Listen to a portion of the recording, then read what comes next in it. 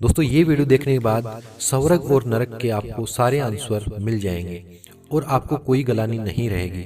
आप पूरे जीवन भर आनंद से जी सकते हैं। दोस्तों एक बार की बात है, एक बुढ़िया की मौत आती है और यमराज उनको लेने आते हैं। तो यमराज को बुढ़िया पूछती है कि आप मुझे स्वर्ग ले जाओगे या फिर नरक ले जाओगे। तो यमराज कहते हैं कि मैं आपको सीधे भगवान के पास ले जाऊंगा, क्योंकि आपके कर्म बहुत अच्छे हैं, आपने पूरी जिंदगी बहुत अच्छे कर्म किए हैं। तो बुढ़िया कहती है कि साहब मेरी आप एक इच्छा पूरी कर दीजिए, मुझे आप पहले नरक और स्वर्ग दिखा दीजिए। तो यमराज ने कहा चलिए मैं आपको दिखा देता हूँ, और पहले वो नरक में ले जाते हैं। बुढ़िया देखती है कि नरक में सारे व्यक्ति दुबले पतले और बीमार से पड़े हैं और रो रहे हैं। तभी बुढ़िया एक व्यक्ति से पूछती है कि आपकी ये हालत क्यों हो गई है। तो दोस्तों व्यक्ति कहता है कि हम बहुत दिनों से भूखे हैं, कुछ नहीं खाया, इसलिए हमारा ये हाल है। तो दोस्तों तभी बुढ़िया की नज़र एक बड़े बर्तन पर पड़ती है जो बहुत ऊंचा है। व्यक्ति से उसने पूछा कि इस बर्तन में क्या है। तो व्यक्ति ने कहा कि इस बर्तन में एक स्वादिष्ट खीर पड़ी हुई है। तो बुढ़िया ने कहा कि ये खीर क्यों नहीं खा लेते आप।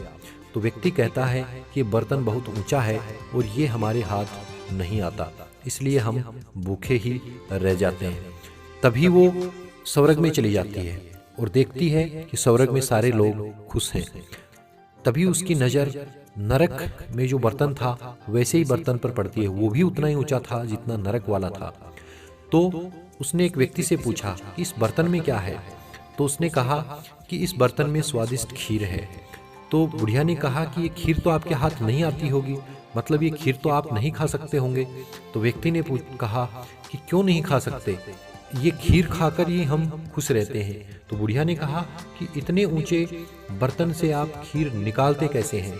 तो उस व्यक्ति ने कहा कि बर्तन ऊंचा है, लेकिन यहाँ पर जो पेड़ खड़े हैं, पेड़ पौधे हैं, वो भी बहुत ऊंचे हैं।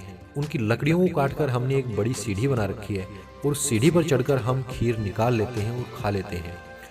तभी बुढ़िया ने यमराज जी से पूछा कि महाराज ये क्या है। तभी यमराज जी ने हंसकर कहा कि यही अंतर है, व्यक्ति जो आलस से सहित रहता है वो कोई भी काम नहीं कर सकता और वो हमेशा अपनी हालत खुद बदतर कर लेता है, क्योंकि वो आलस्य में रहता है, कोई कर्म नहीं करता। जबकि कुछ व्यक्ति ऐसे होते हैं कि अपना जो कर्म है वो ईमानदारी से करते हैं।